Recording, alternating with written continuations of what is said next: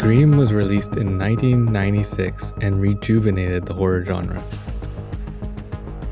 It had a budget of only $14 million and ended up grossing over $170 million worldwide. Due to the smaller budget, the film mostly used real-world sets. Set in the fictional Californian town of Woodsboro, the movie features some now iconic locations.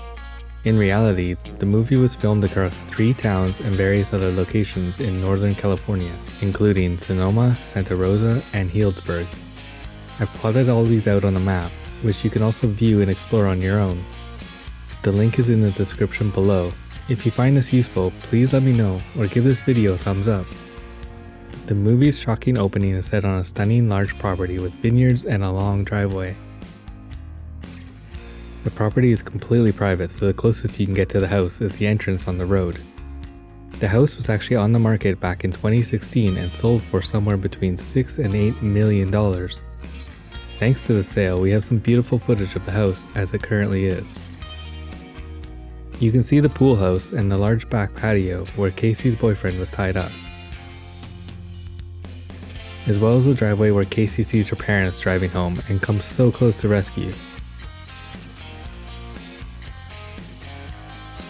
The house even kept the creaking tree swing. Next we move on to Woodsboro High School.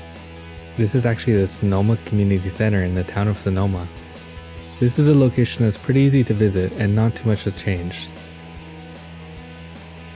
The color of the entrance has been painted over time from green to red. And the auditorium entrance where we first see Sidney walking to school has a new sign. It looks like it's been covered up since at least 2013.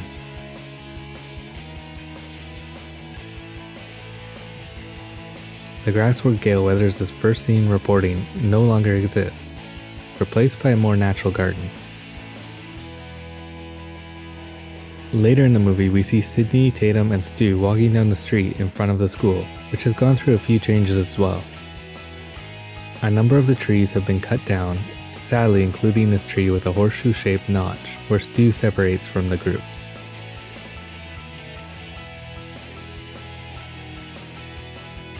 From Sonoma, we head to Sidney Prescott's house, which is nestled in the hills east of Santa Rosa. This house boasts incredible views of the city below. Again, this is completely private property, so please do not attempt to visit. From above, however, we can see how massive the house actually is. The street where the bus drops off Sidney is actually just part of the property's long driveway.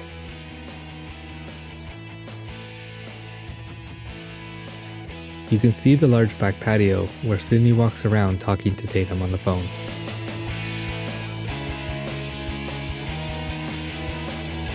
Sadly, unless you're the owner of this house, the closest you'll get to viewing the sunset like in the movie is pretending in Google Earth. Now we head just a bit west to Santa Rosa, where a few events happen.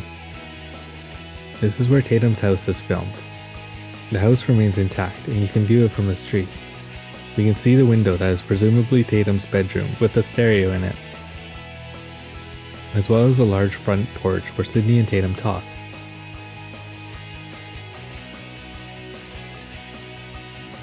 And of course the bushes where we see Ghostface slinking around. Very close by to Tatum's house is the grocery store where Sidney and Tatum go for party supplies.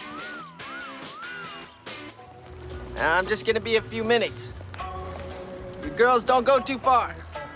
Little does Dewey know the girls are actually traveling 15 miles from the police station in Healdsburg to the grocery store in Santa Rosa. This grocery store still exists today as Pacific Market, so you can stop by and maybe Ghostface will visit you in the ice cream aisle. Next up is a video store also in Santa Rosa. At the time of filming, this was actually a real video store called Bradley Video. Sadly, like most video stores around the world, it succumbed to the changing market and went out of business in 2008. The space has sat vacant ever since, as you can see through Google Street View.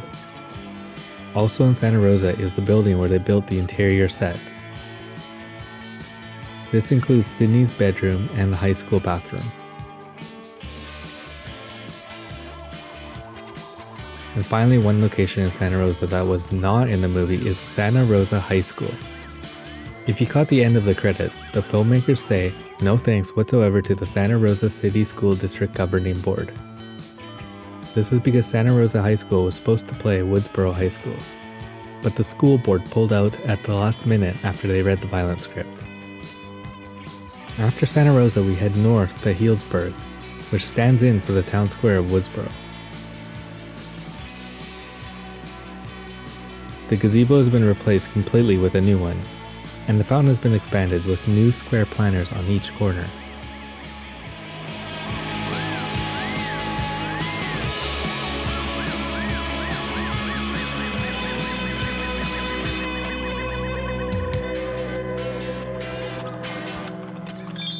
During the curfew scene, you can also see various shops around the plaza that were used, including a bookstore and a cafe. The other major location here is the police station on the southeast corner of the square. Today it's a grocery store that you can actually visit and see where the entrance to the police station once was. Also of note, of course, is the scene where Sidney punches Gail. This takes place in the alley just south of the station. There have also been some changes here. The door no longer exists and the wall has been redone. And finally, we head to the climatic location of the film. It's said it took 21 days to film this scene, which in the movie is only a single night. The scene lasts around half the movie, however, at 42 minutes, which makes this perhaps the most significant and recognizable location. And this is, of course, the party at Stu Macker's house. In real life, this house is near the small town of Tamales, California, close to the coast. Again, this house is on a large private property, so there is no possibility to view it except under exceptional circumstances. One of which was in October 2021, when as a promotional contest for the upcoming Scream 5, one lucky person was allowed to stay in the entire house for one night. Hopefully you could bring a couple guests, as I would not want to be alone there. It's said that the house is actually haunted. 2 people have died in this house. Literally, 2 people have died in the house. It's kind of a tragic house in that the owners passed away when they were building it. They never really finished the house because they died so suddenly. Unfortunately, because we can't visit the house, we also miss out on seeing a couple other classic scenes.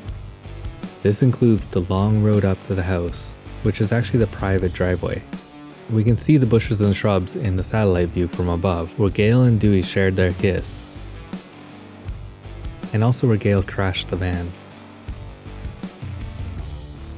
So these were all the locations in the first Scream movie. Next time you're in the area, you can reenact some of the classic scenes. If I've forgotten anything, please let me know, and don't forget to check out the map I've created with all these locations so you can explore them on your own. Until next time, thanks for watching.